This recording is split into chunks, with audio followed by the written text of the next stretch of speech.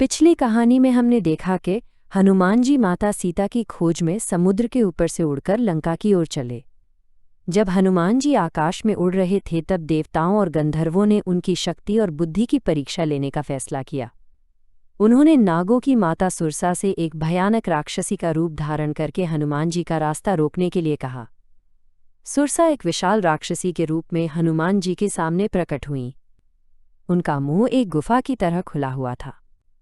उन्होंने हनुमान जी से कहा कि उन्हें ब्रह्मा जी का वरदान मिला है कि कोई भी प्राणी उनके मुंह में जाए बिना आगे नहीं बढ़ सकता। हनुमान जी ने पहले तो उनसे विनम्रतापूर्वक रास्ता देने का अनुरोध किया, लेकिन जब वो नहीं मानी तो हनुमान जी ने अपनी बुद्धि का इस्तेमाल किया।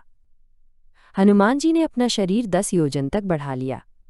सुरसा ने अपना मुंह 20 योजन तक खोल लिया। ये होड़ चलती रही और अंत में सुरसा ने अपना मुंह 100 योजन तक बढ़ा लिया। फिर अचानक हनुमान जी ने अपने शरीर को एक अंगूठे जितना छोटा कर लिया और उनके मुंह में घुसकर कान से बाहर निकल आए। इस तरह हनुमान जी ने सुरसा के वरदान का सम्मान भी किया और अपनी जान भी बचा ली।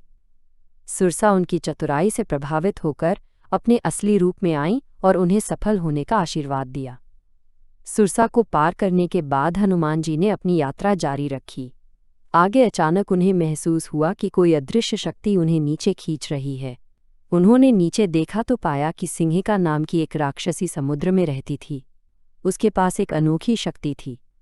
वो ऊपर उड़ने वाले किसी भी जीव की परछाई को पकड़ सकती थी और परछाई को खींचकर उस जीव को अपने मुंह में खींच लेती थी। सिंहिका ने हनुमान जी की परछाई पकड़ ली और उन्हें अपने मुंह की ओर खींचने लगी। हनुमान जी समझ गए कि यह खतरा सुरसा से अलग है। हनुमान जी ने लड़ाई में समय बर्बाद नहीं किया। जैसे ही वो उसके मुंह के पास पहुंचे, उन्होंने तुरंत अपने शरीर को छोटा कर लिया और उसके मुंह के अंदर चले गए।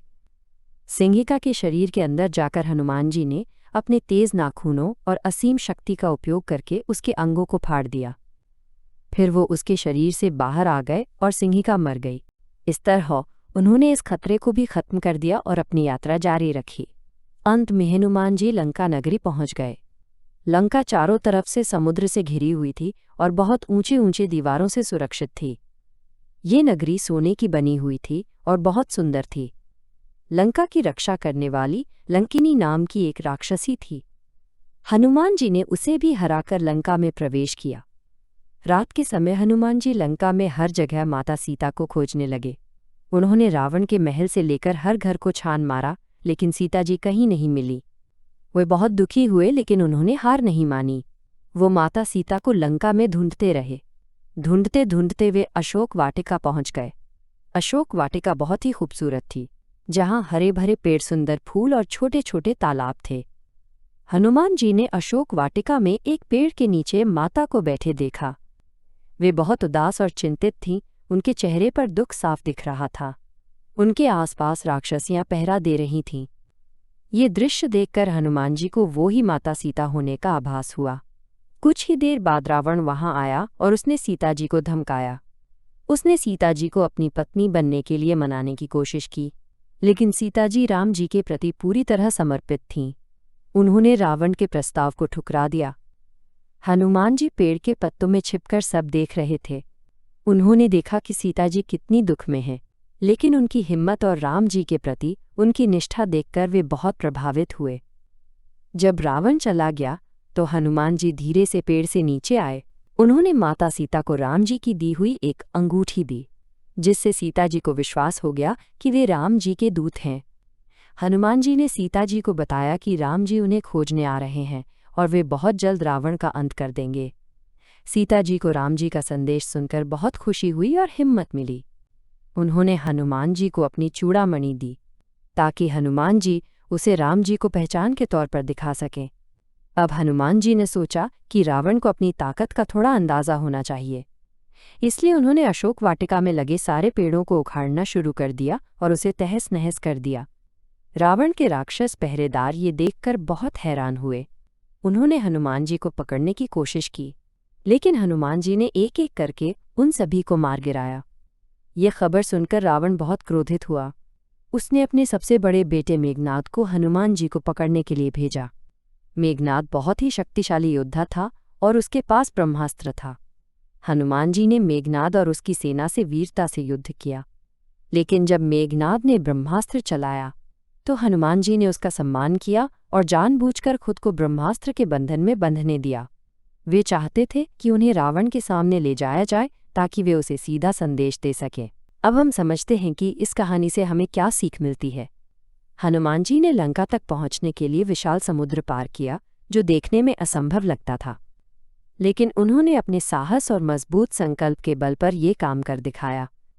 इससे हमें ये सीख मिलती है कि अगर हम अपने लक्ष्य को लेकर पूरी तरह से दृढ़ हों तो कोई भी बाधा हमें रोक नहीं सकती।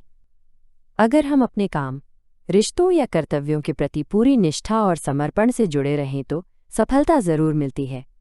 हनुमान जी ने रास्ते में आई कई कठिनाइयों को केवल ताकत से नहीं, बल्कि अपनी बुद्धि और सही समय पर सही निर्णय लेकर पार किया। ये हमें सिखाता है कि जिंदगी में हर समस्या ताकत से नहीं सुलझती, सोच समझकर और धैर्य से किया गया निर्णय ही असली समाधान होता है। जब हनुमान जी सीता जी से मिले तो उन्होंने राम जी का संदेश सुनाकर उन्हें नई आशा दी। सीता जी दुख में थी, लेकिन उस संदेश से उन्हें विश्वास और हिम्मत मिली। ये हमें सिखाता है कि जब कोई अपने कठिन समय में हो तो हमें उनके लिए उम्मीद की एक किरण बनना चाहिए। कभी कभी एक छोटा सा सहारा किसी को बड़ी ताकत दे सकता है। सीता जी ने रावण के अत्याचार सहते हुए भी राम जी पर विश्वास बनाए रखा। उन्होंने न हार मानी न अपना भरोसा खोया। इससे हमें ये सीख मिलती है कि जब हालात मुश्किल हों तब भी धैर्य और विश्वास को थामे रखना चाहिए। ये प्रसंग हमें सिखाता है कि जब साहस, विवेक, निष्ठा और विश्वास एक साथ हों तब असंभव भी आसान लगने लगता है। तो दोस्तों, यह थी हनुमान जी की लंका यात्रा की कहानी। अगले भाग में हम देखेंगे लंका दहन। अगर आपको ये वीडियो पसंद आया हो तो वीडियो को लाइक करें, शेयर करें और अगला भाग देखने के लिए चैनल को सब्सक्राइब करें। तब तक के लिए जय श्री राम।